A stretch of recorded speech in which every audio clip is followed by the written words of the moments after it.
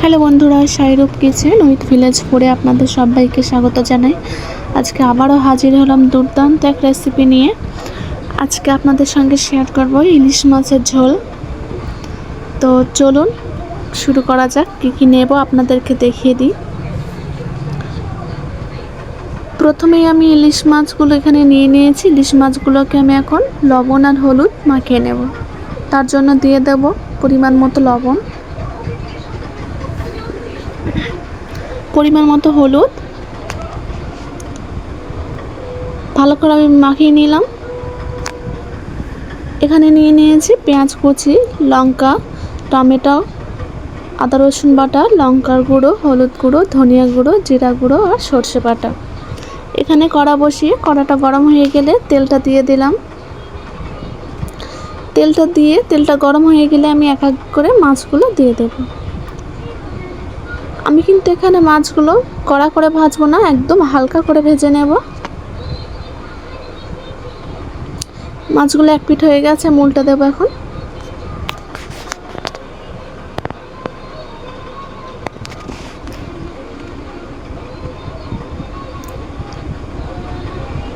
তো দেখতেই পাচ্ছেন এই মাছগুলো এখন উল্টে দিয়েছি। মাছগুলো কিন্তু আমার ভাজা কমপ্লিট হয়ে গেছে। আমি এক এক করে মাছগুলো তুলে নেব। সব মাছগুলো কিন্তু আমি তুলে নিয়েছি। কড়াইতে যে তেল আছে এই তেলেই আমি দিয়ে দেব পেঁয়াজ কুচি আর 4টে কাঁচা লঙ্কা।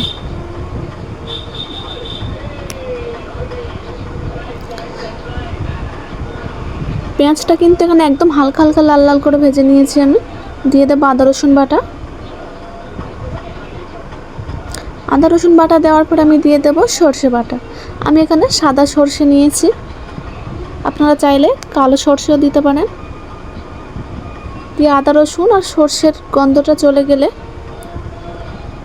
আমি এখানে দিয়ে দেব লবণ স্বাদ মতো।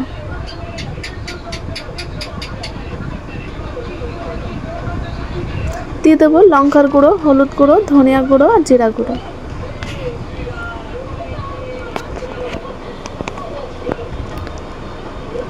সামান্য একটু জল দিয়ে দেব।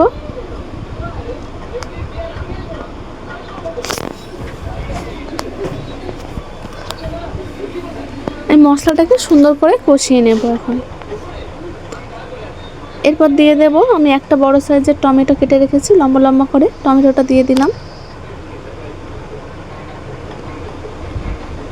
আমি আবারও একটু জল দেব, দিয়ে মশলাটা খুব সুন্দর করে কষাবো। দেখুন মশলার গা থেকে কেমন তেল ছেড়ে দিয়েছে। মশলাটা কিন্তু আমার কষানো কমপ্লিট হয়ে গেছে। পরিমাণ মতো এখন আমি জলটা দিয়ে দেব।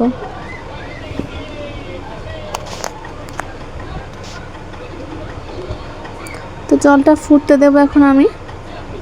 জলটা ফুটে গেলে মাছগুলো এক এক করে দিয়ে দেব।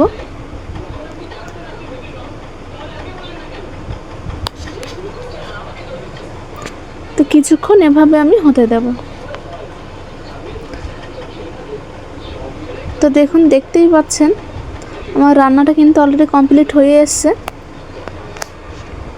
আমি কিন্তু এখানে নামিয়ে নিয়েছি মাছগুলো। তো দেখুন, দেখে আশা করি বুঝতেই পারছেন এই ইলিশের রেসিপিটি কতটা সুস্বাদু হয়েছে খেতে। দুর্দান্ত হয় এই রেসিপিটি, অবশ্যই বাড়িতে একবার ট্রাই করবেন।